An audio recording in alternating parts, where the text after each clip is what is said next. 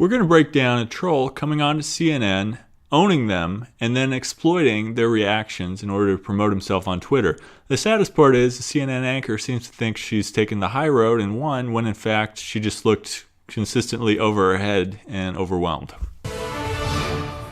Donald Trump is coming for ESPN after one of its hosts called him a white supremacist and a bigot. This morning, the President of the United States tweeted, ESPN is paying a really big price for its politics and bad programming. People are dumping it in record numbers. Apologize for untruth. The president referring to tweets posted by SportsCenter host Jemele Hill. In fact, the White House press secretary Sarah Sanders today calling Hill's comments a fireable offense. And she said that earlier this week, and she says the White House is standing by her statement. Still stand by your statement of the other day when you said that what Jemele Hill did was a fireable offense? I do, and again, I think that they laid that out themselves by suspending one of their own anchors for political comments. Okay, so you can definitely argue that Trump's thin-skinned and should move on, but I think at this point we've all realized he's a giant baby, so it's not going to happen. So let's assess the argument.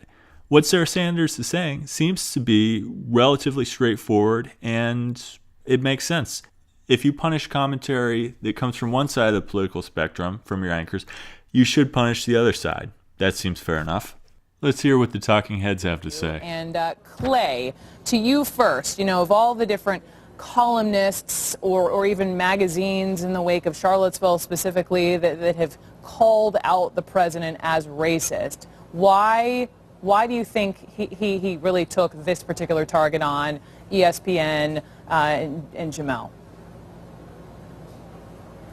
Well, I think because ESPN's not in the business of commenting randomly on political-related issues. If you look at their history, they established about 18 months ago that they don't believe their people should be involved in non-sports-related political controversies. They suspended and then fired Kurt Schilling for saying that he disagreed with the North Carolina transgender bathroom bill. And that had absolutely nothing to do with sports. And they said, look, you can't have this opinion. It's too conservative. We're not going to allow it. I think that's a bad move. That was all well and good and reasonable, which you should read as useless for self-promotion. And so from here, we go off the tracks. Who was just speaking? Well, that's Clay Travis, and a quick look at his Twitter page indicates he's a shock jock who's recently been trying to establish himself as some sort of culture warrior, as you can see here, as he iterates over tweeting the same article 3 times in 3 minutes with different keywords. In case you were wondering what the article was about, I'll just give you a quick summary. ESPN doesn't like you, Middle America. They don't stand for your values. They don't like your guy. Please read my article, tweet, like, and subscribe. So if you were to just leave it at those points, that doesn't move the needle at all. That doesn't bring anybody to his website. Nobody talks about that. What else you have for me, Clay? First Amendment absolutist. I believe in only 2 things completely: the First Amendment and boobs. So once they made the decision that they were not going to allow a conservative non-sports related commentary, they couldn't do it either. Hold on. I just want to make sure I heard you correctly as a woman anchoring the show. Did you say, what did you say? You believe in the First Amendment and BWBS? Boobs. 2 things that have only never let me down in this entire country's history: the First Amendment and boobs. So those are the only 2 things I believe in absolutely in the country. What he's doing is actually pretty clever. So he's going to start off entirely logically and unemotionally presenting his case like a lawyer would. Then he has that random little Tourette's outburst in the middle, and that's his trap. But he just continues to plow forward, and he closes with, again, a very rational argument while they're still stunned. His hope is that they will become fixated on just that little outburst. He's going to play it off like it's entirely natural. And why are you so outraged, CNN? Ah, shucks, who doesn't like boobs? Well, I'll tell you, this guy does, and you can't shame me into silence about that. Why are you suppressing my free speech? And as we'll see, that's what's going to happen. You can tell he doesn't believe what he's saying. He's just trying to be edgy. And the first giveaway is when he says boobs, he laughs nervously. He can feel the tension that he's injecting in the room, and it's making him uncomfortable as well, which is not something that would be true if you really held this belief. The First Amendment and boobs. And so once they made the decision. And then secondly, when Brooke asks him if he really said boobs, look at the musculature of his face. He's twitching. He's nervous. We're going to watch it a couple times. And BWBS, BWBS, BWBS. He can either commit to it 100% or he can back away from it and just look like a dumbass. So obviously he has to go with it. And you can see how he strengthens in his resolve later. But in that initial tipping point moment, he's like a little child being called out by the teacher and not knowing what to do or what to do with his hands. He even stumbles over the words. Boobs, two things that have only never let me down in this entire country's history. Okay, so now let's get into their response to him. And one thing I want you to note is the way that, one, they're extremely emotional and extremely distressed by the viewpoint Clay has put forth. Hell, he hasn't even really expressed a viewpoint. He's just blurted out a sentence. A viewpoint is something like women should only be in the kitchen because that's a woman's place because they're inferior to men. That is a viewpoint. That is the viewpoint they assume that he has based on what he said. However, all he said is an inappropriate non sequitur for the conversation, and it looks like CNN can't handle their shit because they've just moved out of their safe space. We are a society that celebrates breasts as they are uniquely female, and we have Breast Cancer Awareness Month in the NFL. Additionally, we're just mammals. We love breasts because they give us life. We're naturally attracted to them and interested in them at an early age. So to allow him to get off the hook and just to keep saying, I love breasts, I believe in breasts, I believe in breasts, what's the problem with believing in breasts, is lazy journalism, and it's very poor on CNN's part. They should be asking, what does it mean to believe in boobs? How does this apply to Jemele Hill? Does this mean if she was attractive enough, she could get away with saying whatever she wanted? Okay. Keith, what do you think? Listen, I'm astonished at almost everything I just heard.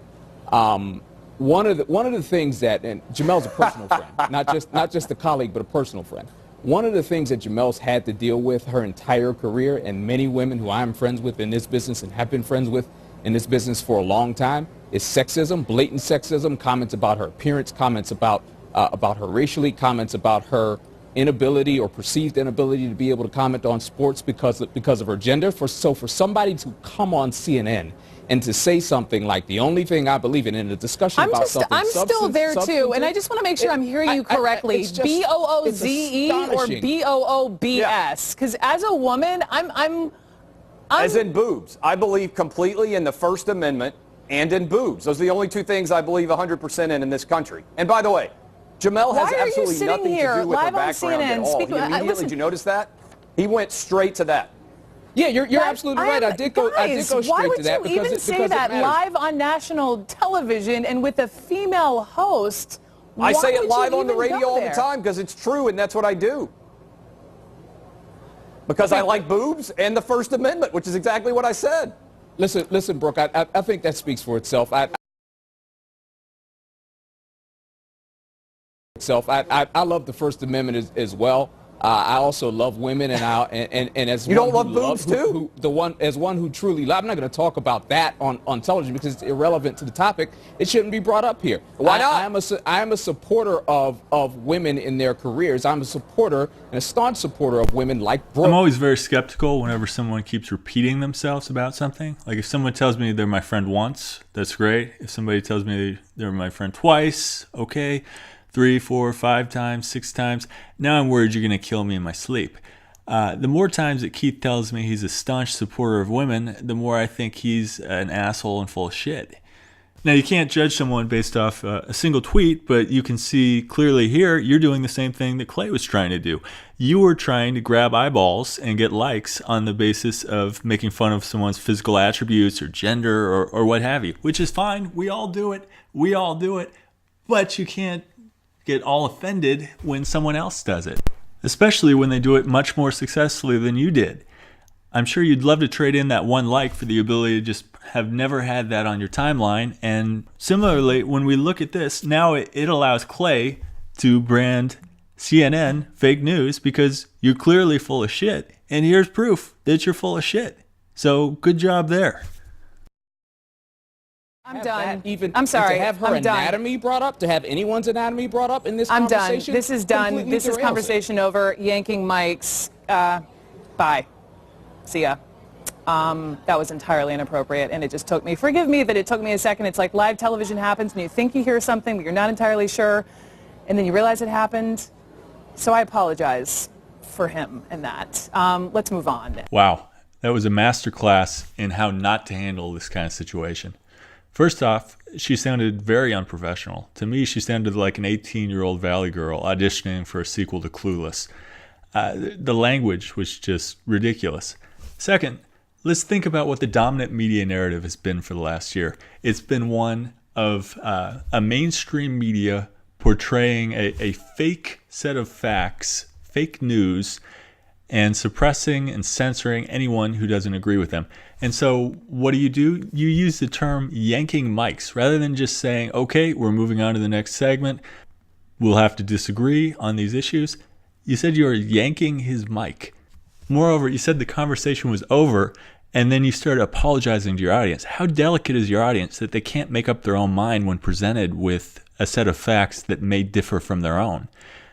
He came in and he presented something that on a scale of 1 to 10 in terms of offensiveness, with 1 being someone saying, I like puppies and meadows and the beach, and a 10 being someone saying, Hitler did nothing wrong, and just screaming that at the top of his lungs. He presented something that was like a 6, maybe. And you treat it like a 9 or a 10. You treat it like something that must not be voiced in public. Really, Clay got just about everything he could hope for in terms of promotion from this. If he could do this 100 times a day, I'm sure he'd be all over it. When you look at his Twitter, for previous articles, he was getting 300 to maybe 1,000 likes. Here he's getting 12,000 likes for taking on CNN. This allows him to position himself in kind of a David versus Goliath, I'm taking on the man and the machine type role. And moreover, it allows him to move into social issues. Here you can see him getting trolled. I have to assume it's trolls who are saying he's part of the rape culture that is endangering this guy's daughters. And it allows him to move into this arena and engage in conversations that he previously couldn't have with very angry, very passionate people, which is what he's looking for. He's looking to stir the pot and get people pissed off, and then get people to read his articles based on it. Meanwhile, Brooke seems to think she won because the newsroom cheered after she disconnected him. But it's hard to say what kind of victory this is when you allowed someone who is a no one, I'd never heard of this guy, to come on your network, do whatever he wants, get the outcome he's looking for, and in return, all you got to do is act as an outraged victim. Maybe you think I'm being unfair or taking video clips out of context. So if you want to see the full source, it's only about 7 minutes. I'll include a link in the description.